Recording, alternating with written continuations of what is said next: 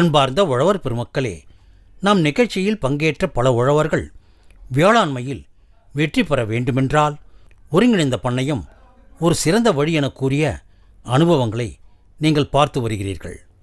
ஒருங்கிணைந்த பண்ணையம் செய்வதால் பல நன்மைகள் உள்ளன. பயிர்கள் சாகுபடியுடன் கால்நடைகள் வளர்ப்பில் ஒரு நிரந்தர வருமானம், ஆண்டு முழுவதும் தொடர்ந்து வருவாய் பெற வாய்ப்பு. மேலும் கால்நடைகளின் கழிவுகள் பயிர்களுக்கு உரமாக பயன்படுவதால்